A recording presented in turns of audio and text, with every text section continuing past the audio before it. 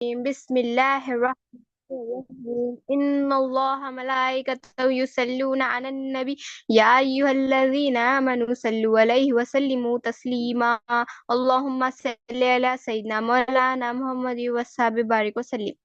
اللہ تعالیٰ کا بے انتہا فضل و کرم ہے کہ اس نے ہمیں نبی کریم صلی اللہ علیہ وسلم کی امت میں پیدا فرمایا اور پیدا ہونے کا فخر عنایت فرمایا۔ الحمدللہ یہ فخر عشق انبیاء نکلا، قرآن جیسی نعمت سے ہمیں وابستہ فرمایا، اولیاء اللہ کی دعوت سے ہمیں وابستہ ایمان کے ہمیں یہاں جمع فرمایا۔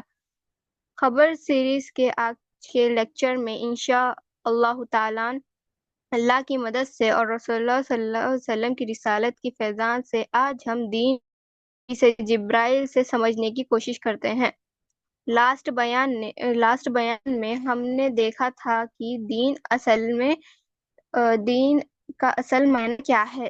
دین معنی جزا اور سزا ہے، یہ ہے اور یہ دین کے اصطلاحی معنی کیا ہے؟ اللہ کی مرضی اور بدلہ اللہ نے کس پر عطا کیا ہے؟ اللہ کی مرضی پر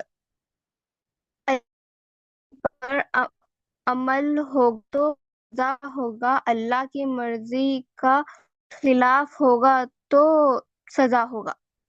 سورہ فاتحہ کی آیت ہے مالک یوم الدین، جزا اور سزا کے دن کا مالک اللہ ہے۔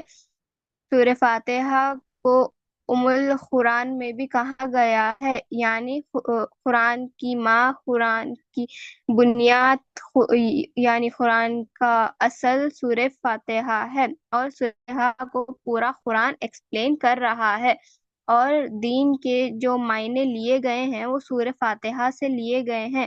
مالک یوم الدین، جزا اور بدلہ۔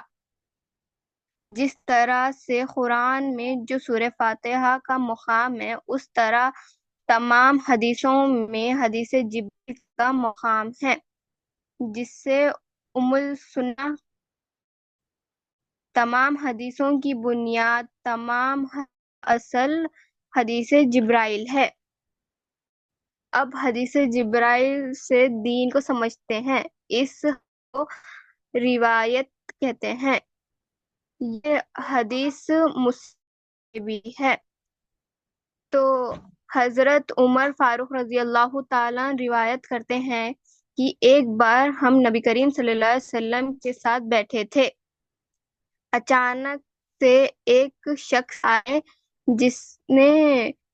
جس کا حلیہ سفید لباس، گھنے بال تھے، اور وہ شخص نہیں مدینے سے لگنے والا تھا، نہ ہی سفر والا لگ رہا تھا۔ اچانک سے آیا اور تمام صحابہ کے بیچ میں سے گزر کر نبی کریم صلی اللہ علیہ وسلم کے قریب جا کر ادب سے بیٹھ گیا اور فرمایا، اے محمد رسول اللہ صلی اللہ علیہ وسلم، ہمارے ماں باپ آپ پر قربان۔ اس لیے اب سارے صحابہ حیران ہو گئے کہ یہ شخص کون ہے جو کہاں سے آیا اور اتنے قریب بیٹھے ہوا ہے اور کہتا ہے کہ یا محمد۔ سارے صحابہ حیران ہو گئے۔ اب وہ شخص نبی کریم صلی اللہ علیہ وسلم سے سوال کرتا ہے، مجھے اسلام کے بارے میں بتائیے کہ اسلام کیا ہے۔ نبی کریم صلی اللہ علیہ وسلم اس شخص کو جواب دیتے ہیں کہ تو گواہی دیتا ہے کہ اللہ کے سوا اور کوئی معبود نہیں، اور رسول اللہ صلی اللہ علیہ وسلم اللہ کے رسول ہے، اور نماز قائم کر، رمضان کے روزے رکھ، زکوٰۃ دے، اور اگر اللہ استطاعت دیا تو حج کر۔ پھر وہ شخص کہتا ہے، آپ نے صحیح فرمایا۔ تمام صحابہ اکرام اور حضرت عمر فاروق رضی اللہ تعالیٰ عنہ سب تعجب میں آ گئے کہ اس شخص کو جواب پتا تھا تو اس نے سوال کیوں کیا۔ اب وہ شخص دوسرا سوال کرتا ہے، یا محمد رسول اللہ صلی اللہ علیہ وسلم، مجھے ایمان کے بارے میں بتائیے۔ اب نبی کریم صلی اللہ علیہ وسلم ارشاد فرماتے ہیں کہ تو اللہ پر ایمان لا، اس کے فرشتوں پر ایمان لا، اس کے کتابوں پر ایمان لا، اس کے رسولوں پر ایمان لا، قیامت کے دن پر ایمان لا، اور اچھی بری تقدیر پر ایمان لا، یہ 6 جواب دیتے ہیں۔ پھر وہ شخص کہتا ہے کہ آپ نے صحیح فرمایا۔ پھر وہ شخص تیسرا سوال کرتا ہے کہ مجھے احسان کے بارے میں بتائیے، احسان کیا ہے؟ نبی کریم صلی اللہ علیہ وسلم جواب میں فرماتے ہیں کہ تو اللہ کی عبادت کر، ایسی عبادت کر، ایسا کر کہ اللہ تجھے دیکھ رہا ہے۔ اگر یہ تو نہیں کر سکتا تو یقین رکھ کہ اللہ تجھے دیکھ رہا ہے۔ پھر وہ شخص سوال کرتا ہے کہ قیامت کب آئے گی؟ تو نبی کریم صلی اللہ علیہ وسلم فرماتے ہیں اس سوال حاجت نہیں ہے۔ پھر وہ شخص کہتا ہے کہ قیامت کی نشانیاں تو بھی بتا دیجئے۔ تو نبی کریم صلی اللہ علیہ وسلم فرماتے ہیں کہ اولاد ماں باپ کا نافرمان نکلے گا، اور دوسری نشانی ہے کہ اونچی اونچی عمارت پر فخر کریں گے۔ پھر وہ شخص چلے گیا۔ اب حضرت عمر فاروق رضی اللہ تعالیٰ عنہ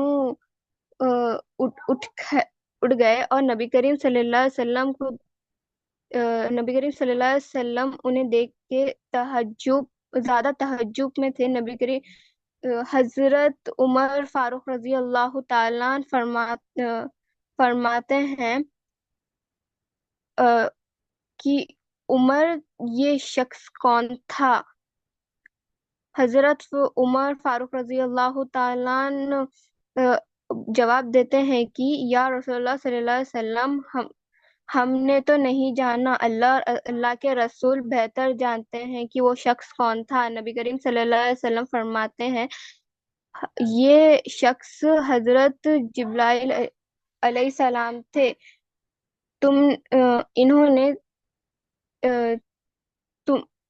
انہوں نے اس لیے آیا، تمہارا دین سکھانے کے لیے آئے تھے۔ یہی دین حدیث جبرائیل ہے۔ تو یہ حدیث جبرائیل سے دین کا کیا بتا کے گئے؟ اسلام، ایمان اور احسان، یہ 3 بتا کے گئے ہیں۔ یہاں پر بھی سوالوں کا بڑا جوڑ ہے کہ ایک دوسرے سے، جس کے اندر اسلام، ایمان اور احسان ہوگا وہ ماں باپ کا فرمانبردار ہوگا، اور جس کے اندر اسلام، ایمان اور احسان نہیں ہوگا وہ ماں باپ کا نافرمان ہوگا۔ تو بات کیا ہے کہ دیندار کون ہے؟ صرف ظاہر کو دیکھ کر دیندار نہیں کہہ سکتے، ظاہر کو دیکھ کر دیندار نہیں کہہ سکتے۔ حدیث کی روشنی میں دیندار دیکھنا ہے تو حدیث جبرائیل سے کیا بات سمجھ میں آئی؟ دیندار کون ہے؟ جس کے اندر اسلام، ایمان اور احسان ہے وہ دیندار ہے، اور جس عمل سے صرف اسلام ہے، ایمان اور احسان نہیں ہے، وہ دنیا ہے۔ جیسے کہ نماز پڑھنا، اسلام کا تعلق کس سے ہے؟ جسم سے ہے، مگر ایمان کا تعلق کس سے ہے؟ دل سے ہے، اور احسان کا تعلق کس سے ہے؟ روح سے ہے۔ اب نماز میں دل اور روح نہیں ہوگی تو نماز دین نہیں ہوگی، بلکہ وہ نماز دنیا ہوگی۔ دین کے تخیب نماز کیا ہے؟ جس کے اندر جسم، دل اور روح تینوں بھی شامل ہو، یعنی اسلام، ایمان اور احسان تینوں شامل ہونا۔ یہ 3 اس میں سے اگر ایک نہیں ہوگا تو وہ دنیا ہوگی۔ تو قرآن سے کیا سمجھ میں آیا کہ دین اللہ کی مرضی ہے، جزا اور سزا، اور اللہ کی مرضی حدیث جبرائیل کیا سمجھ میں آتا ہے؟ اسلام، ایمان اور احسان۔ خبر میں 3 سوال سب سے ہوں گے، چاہے وہ مشرک ہو، چاہے وہ کافر ہو، سب سے سوال ہوں گے، مگر حشر میں جو عمل کے بارے میں پوچھا جائے گا وہ صرف ایمان والے سے پوچھا جائے گا جو خبر کے سوال میں کامیاب ہوگا۔ حشر میں اس سے پوچھا جائے گا کہ نماز پڑھا، روزہ رکھا، وغیرہ وغیرہ۔ تو آج ہم حدیث سے سمجھے کہ دین کیا ہے۔ اسلام، ایمان اور احسان۔ پہلا، اسلام میں معنی گواہی دینا، لا الہ الا اللہ محمد رسول اللہ۔ دوسرا، ایمان میں جانا، اللہ کی ذات صفت جانے۔ تیسرا، احسان میں پہلا جو مانا اور جانا تھا، اب اس کے اب اس کے تحت دیکھا احسان ہے۔ تو مانا، جانا، دیکھنا، یہ دین ہے۔ اسلام، ایمان اور احسان، ان میں سے اگر ایک نہ ہو تو دین مکمل نہیں ہوگی۔ تو اسی کے ساتھ میں اپنے بات کو ختم کرتی ہوں اور اللہ تعالیٰ سے دعا کرتی ہوں جو کچھ بھی کہا گیا سنا گیا، اللہ تعالیٰ ہم سب کو اس پر عمل کرنے کی توفیق عطا فرمائے، آمین۔ ان اللہ ملائکتہ یصلون علی النبی یا ایھا الذین آمنوا صلوا علیہ وسلموا تسلیما، اللہم صل علی سیدنا مولانا محمد وصحبہ بارک وسلم۔